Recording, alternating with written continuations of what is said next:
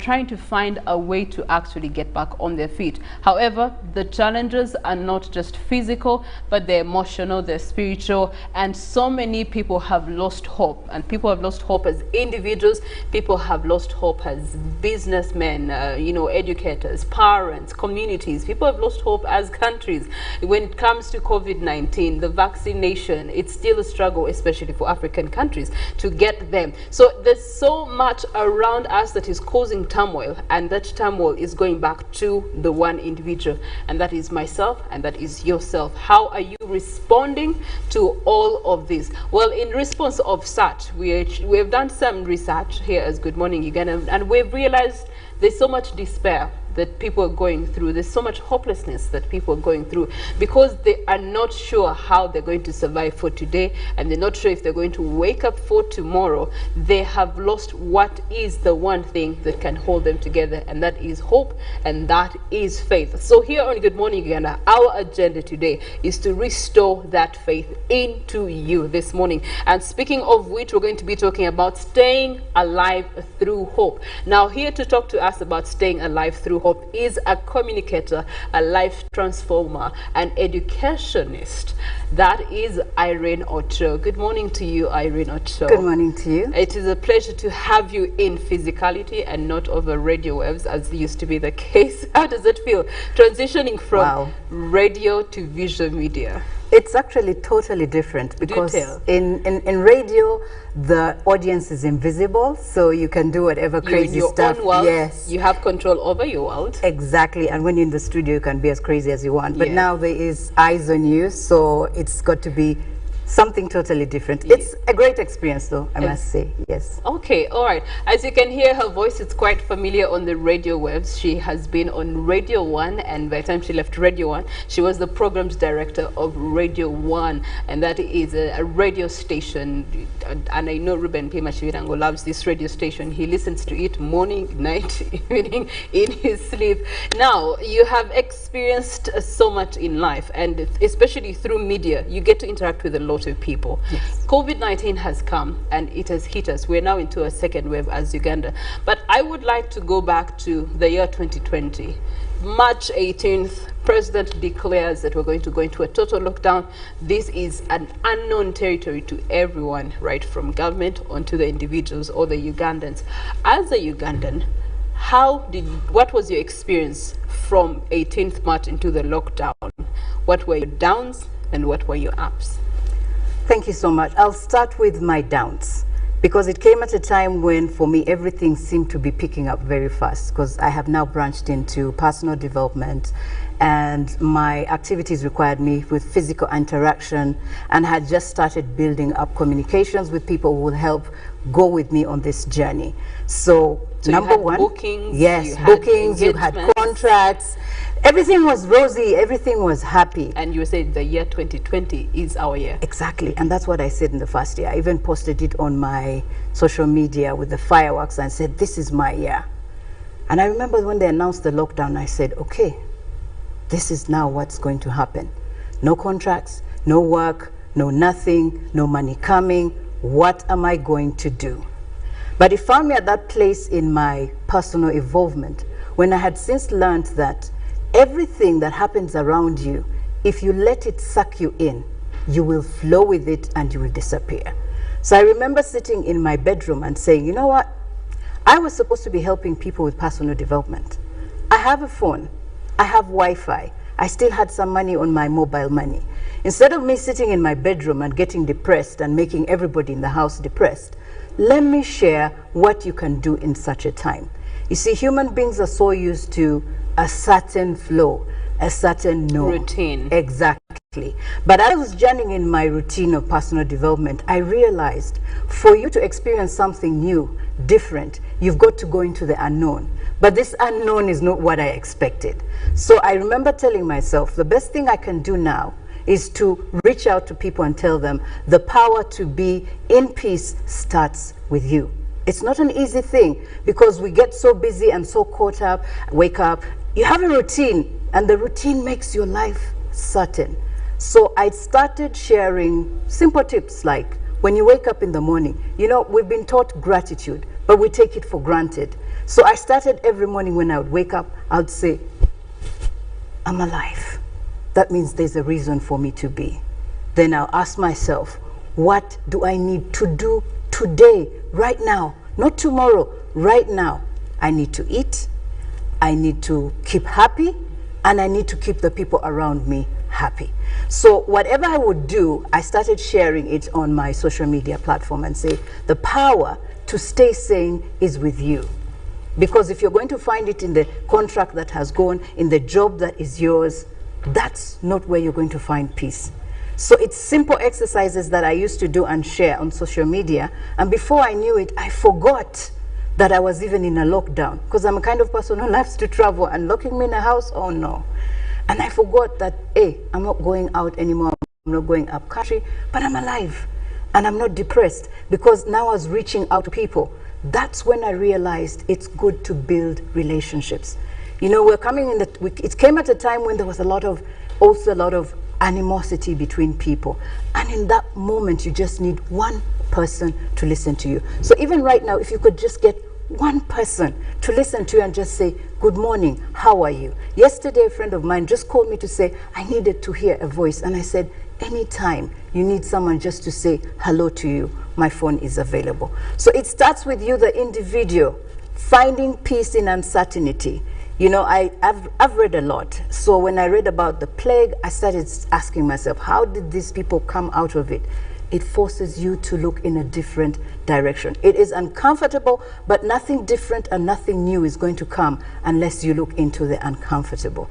So I told myself last year on that day that come next year, somehow in my spirit, I knew there was still another wave, because that's how universe flows. When there's a disruption, it doesn't come once. 1, 2, 3. But when you look at history as the humans are evolving, in every disruption, you have to have hope. Because if you don't have hope, it's your lifeline. If you don't have hope, then everything you fear and imagine is actually going to happen. Like right now, when it happened, I remember telling myself in the window when the president announced the lockdown, I went to that same window and I said, I told myself, if a second lockdown comes, I will be in a stronger place, and I'm going to keep giving hope to people. Because in the process, guess what? In the lockdown, I connected to so many people, each one sharing their story, how they came out of it. And you know, those relationships help you, because someone will say, oh, this is how I was feeling, and this is what I did. And because I did it, I came out of it. In the process, you find yourself getting networks, and then the money you are looking for is actually in those small networks. As long as I can eat, sleep, and say I'm alive for now, it keeps you going and you stay alive. Irene, you have mentioned hope over and over again. A dictionary definition of hope is feeling of expectation or desire that something is going to happen. Now, those two have been robbed from not just Ugandans, but people across the globe. What is the true definition of hope in the last 365 days that we have experienced lockdown, that you have experienced lockdown? What has become the true definition of hope through your lenses? For me, the true definition of hope is the state of my inner being. Because hope is the things, these are things you hope for, but they're not playing out. So I have learned that anything that is going to happen to me that will be good has to come from the unseen inside piece of me. I'll be honest with you, even when the lockdown came, many people want to go inside. It's when you sit in that silence. I know it's uncomfortable, but you just try it and say, you know what? I see a better world out of this. You've got to paint the picture in that invisible place. It's not what is playing out. What is happening now is just history. It's done. We have to accept what is happening. But how do you hold your inner peace and still paint a picture of what you want to see? So for me, it is that invisible that hasn't yet happened that you know should be happening now, and you hold on to it in your heart and in your mind space. But if you look around, everything is falling apart. So you can't draw hope from what's happening. Every 5 minutes you check your phone, they're telling you so-and-so has passed away. There's nobody who hasn't been hit by this. Nobody. I saw my children yesterday. A classmate of theirs lost a mom. She was close to us. But there's a way these children sat and said, you know what, mommy? Her mom may have gone, but we are here for each other. And that's why relationships, having a connection with someone is very important. This is not a time to be fighting. This is not a time to be arguing. This is not a time to be pointing fingers, because you're pointing away the responsibility from you. No one will give you that peace but yourself. Like I said, you just wake up every day and be grateful first to yourself, by the way. It's funny. You just say, thank you, I'm alive today. Thank you for being alive. How can I serve me first? Start by being kind to yourself.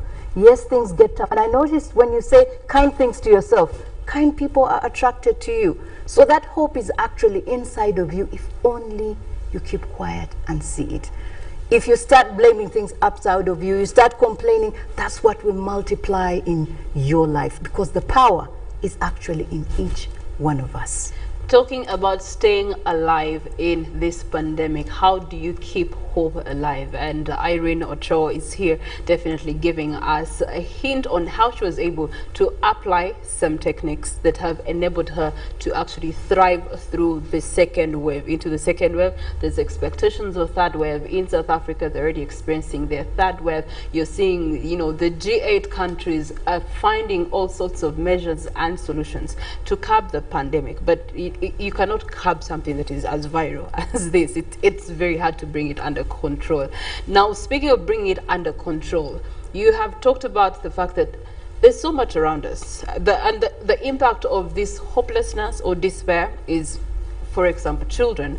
You're having a high registration of cases, teenage pregnancies. You are having a high registration of domestic violence. 2 days ago, Uganda police came out with another report that in just this 1 month, they've reported so many domestic violence cases than ever before. Now, these for me are indicators of how people are responding to the pandemic. Now, how do you keep quiet? How do you create quietness away from the pressures that a person is facing? I'm a father, I have to fend for the family, but I don't have a job. How do I keep that away and create an inner peace or an inner attendance to self in terms of hope? Okay. The pandemic actually did highlight something that human beings have been avoiding for years or centuries. Which is that? That you have to first give yourself the value. It sounds a bit selfish, but first value yourself. If you're in a bad state, then you're going to be useless to others. So before you say that, what was that before the pandemic? What were they giving value? Before the pandemic, you were just fulfilling roles and duties, but you were not present for yourself. You are okay, because I'm telling you what evolvement I've gone through. As I have grown in my understanding of the power that is within each one, I realized that we subscribe to roles and duties. And now when those roles and duties are taken away, we have no identity. And when you don't have identity, then there's no hope, because your hope is in the car, the house, the husband, the children. You peg your hope onto an outer experience. Whereas inside of you, each one of us has a hero. So it sounds a bit selfish, but you need to be selfish as head of the home and say, okay, they may shout, may throw everything. Let me first find the peace. When you do, you'll eventually even come out and say to the wife, you know what? We don't have food today. Don't get angry about it. If we can just have water and do something little, in the process, you'll find what to do. And like I said, until you still yourself and say, it's selfish, yes, you'll tell the wife, I actually do not have money, and do not get angry about it, because everybody is facing this situation. But the human beings have been so taken up, and I believe this is what the universe is telling us, that, hey, stop. The power is within you. You see, right now there's a lot of negative energy. So I just walk into a room and I know, okay, here the spirits are down. So what do I do? Who is in a stronger place? You who is in a stronger place, lift up the spirit. I know they will tend to throw it away. Throw a good word. Like right now, anybody wherever they are, as much as possible, avoid words, because it just takes one word. There's no food. And the fight begins. Yeah. Whereas the power of life and death is in the tongue. Yeah, whatever you say actually brings life. Whatever you say will create the environment you want to see. So many people haven't practiced the discipline of self-control. Myself back in. I'm practicing what? Self-control. Because it won't make any difference if I get involved in someone's anger. And guess what? If I do not get involved, immediately the energy coming from that person will not have something to feed off. So it's calling each one of us to be responsible. Yes, we will feel depressed. Yes, we will feel angry. But are you taking the responsibility not to add on to the already heavy negative energy that is flowing out there? To be honest with you, right now someone expects to save, someone's going to save you. The truth is you have to save yourself first. The moment you put yourself in a space where your mind is kind of finding peace, your emotions are not all over the place, it's there that you will even find some solutions. It may not be what you want. For example, I didn't know the gold that I got during the lockdown came in form of me giving non-monetary value. As I speak now, it earned me a scholarship to learn how to speak on a platform that is global. Someone just offered it because I gave myself. Which was not in your original plans, No, because it wasn't. If the pandemic hadn't come, Yes. you'd be going about yes. your business, Oh, your yeah. pleasures, the outer hops. Yes. Okay, yes, So it does make sense. every negative thing has a good seed if only you see it. Even today, as I leave the studio, I know I'm going to find messages, so and so has passed away. It was drowning me, so I said, you know what? We still haven't come to terms with death, yet it's part of the journey of evolution. What has happened now is that it's en masse. So the energy has hit us all of a sudden, left, right, and center. Everybody has been affected. I've lost this, I've lost, if you haven't lost a person, you've lost a business. And you're like, I was getting my identity in this. So you sit down and say, is this what I really wanted to do? Because I'm looking at my friends who have passed on and I say, their memory will be remembered for what they did. You know, even when you just silence yourself and say, is this what I want them to say when I finally cease holding this body? It should give you hope to say, as soon as something can happen, I want to make my life first better. And when you make your life better, it will also improve the lives of those around. Because right now, my association has grown big. Again, people have come to my inbox, but they're not where they were last year. They're much stronger. They're also helping, because I say, once you help yourself, help someone. Right now, we all need to help each other, but it starts by you helping yourself first. It sounds selfish, it sounds crude. No savior is coming out of there to save you, but yourself. So every day, wake up and say, I'm grateful. What is the one thing I can do in this hour? The second thing I can do. 1, 2, 3 is what I tell them. 1, 2, 3 of the Baby day. steps. Baby steps. Don't worry about the contracts. And you know, once you disengage from that, things start falling into place. They'll come differently, but it's because you've held your inner peace. Well, there are people that are having suicidal Yes. tendencies in this season. Yes. There are people who have become so interesting to the extent that they are doing crime. People have turned to drugs, substance abuse, is as a way of managing the fact that they don't have hope in themselves. How do we help charter these people that are in our community? I may be okay, but now how do I help such a person charter them back to the core of who they are and find hope in themselves? And you said it, the core of who they are. Right now, if you see anybody around you and you feel like they're out of their mind, it takes one kind word to tell them. You know, even the word, it's going to be all right, if you say it from the heart, itself will release someone. But everyone right now is panicking. I've got to mind my own, my own. So